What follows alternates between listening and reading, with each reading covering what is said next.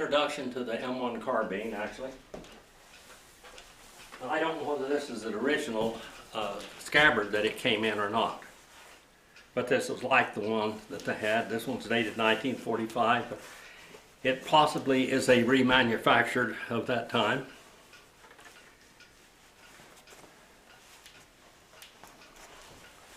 It will say here,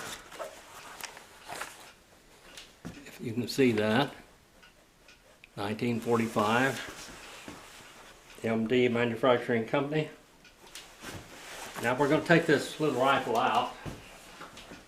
This was a dear friend of mine's rifle, and I got this after his death. It was Robert.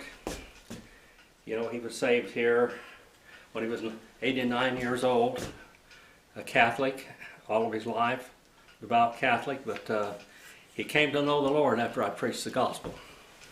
Now this is the M1 carbine. It's basically now, if you can see it there, this is the Underwood. It says up here, you can see it says U.S.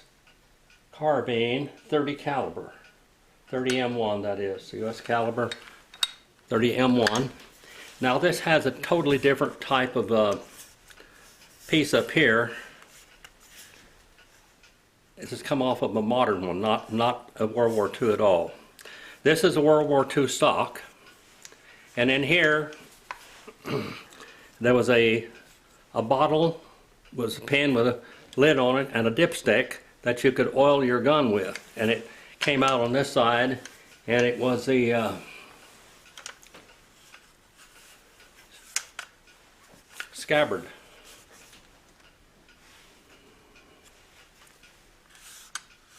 Anyway, this is an original World War II trigger mechanism. This is a Underwood typewriter company. That is also the flip up. That is 300 yards, that is 100 yards. That's 300 yards, and you flip it up that way. They didn't have the adjustable sights at this time. That was much later. I'm going to show you how they come apart. It's pretty easy. You push down this little thing here, which I have to use something, and slide that off, and the rifle just comes apart. Now, every part of this rifle has a nomenclature on it. This one does not have it. I don't know what barrel this has got in it at all. I have no idea. This is not the original here. Possibly the bolt that goes in there possibly could be original, but this is not. I'm going to take it apart here now. Show you how easily it comes apart. But I'm going to show you something else about these. These are all World War II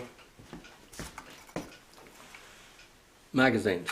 They're all, I think, 15 round magazines. A little 30 mm carbine is a 308 diameter bullet.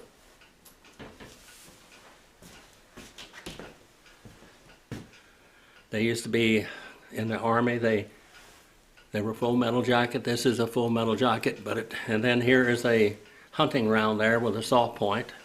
They're about the length of a .357 Magnum or a 3220 Winchester. Now these go pretty close to 2,000 feet per second, which is almost like a 30-30. The projectile is a little lighter, of course. They even have lead ones here like this.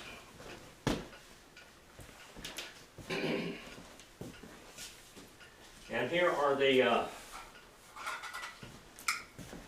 original type magazines. You push this in here and push down on it, and it loads into your magazine there. And it's got a little brass pin here that's soft. Anyway, it'll go down in there and you load your magazine. This is the military type here.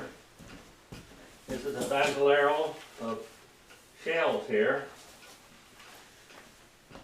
that they come in, you can throw across your shoulder, and these are Korean military. You can see that. But this is the way they came. Let me show you a little something else here.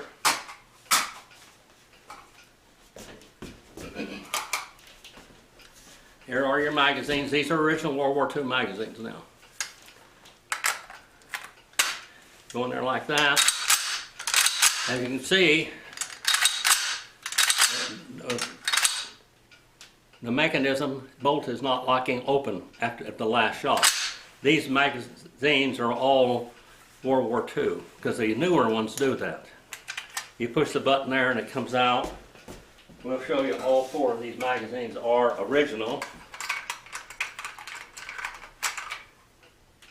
Wrong way. None of them hold open the mechanism. Push like that. And this does have the button safety, which is a little better, I think. Like I said, the trigger mechanism is World War II.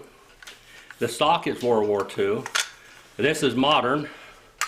The sight and the action here are actually the Underwood typewriter company that made that, and also Marlin Firearms made it also. Helped them build these.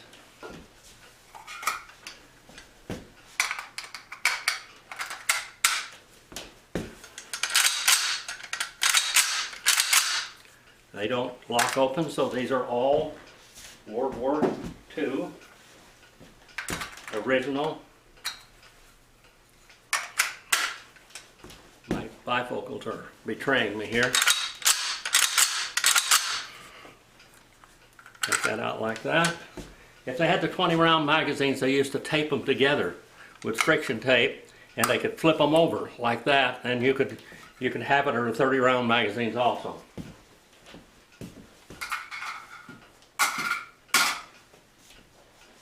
Now, we're going to take this apart. I'm going to push down on this here with a, I don't think I can do it with my fingers.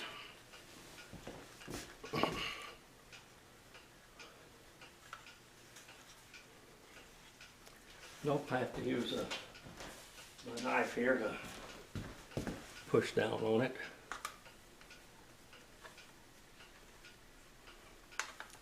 If I can even do that. An old man doesn't have the strength in your hands that you do when you're young.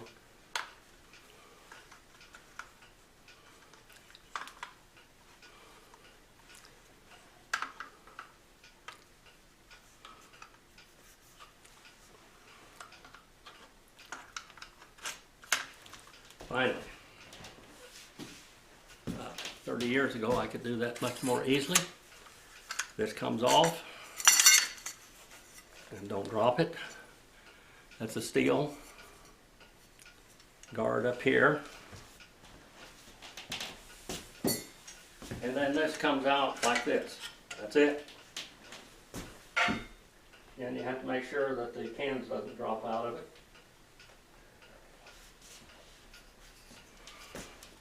Now everything in these, this is an original, so it's got a 1 spring in it. Everything's made by the company, and it would have nomenclature on it all over. This is the hammer mechanism and trigger mechanism there. And everything has a stamp on it. Let's see if I can get this.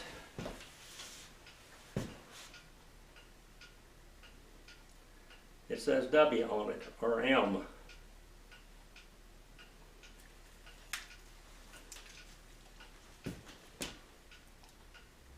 And on this side it says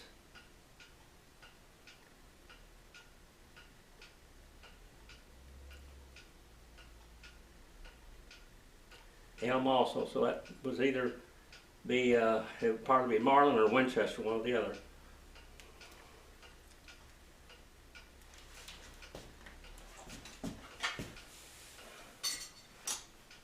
Down in here, you have markings also, but this one doesn't have those. This might be a modern there, but this is definitely World War II. I don't see a lot of, there is one, it should have different markings on it, but this one may have been sanded off, but I know it's World War II. Oh, there's one of them. I believe that was a bomb, and with flames on it. So that actually would be this. This possibly is a, and here we have this also. There's a U there, so that's Underwood. So this possibly could be the original stock. It's hard to find these in original condition. That a lot of them, like this gun, was used a lot in World War II. It may wore out 2 or 3 barrels or whatever. No telling what happened. It could have wore out 2 or 3 soldiers also. So we'll put this thing back together now. Every little thing of these, every little part of it has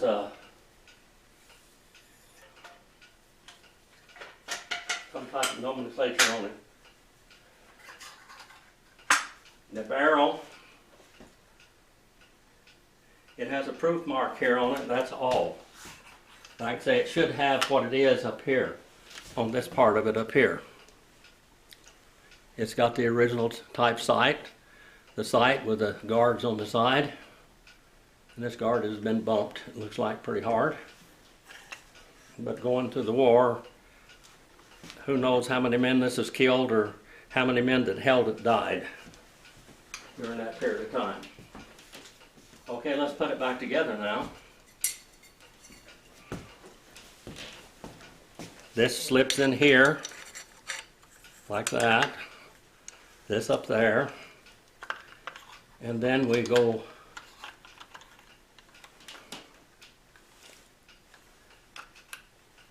back here with that. And just pop it back together, hopefully. See if I can set it down here and make it pop together. Push down on that.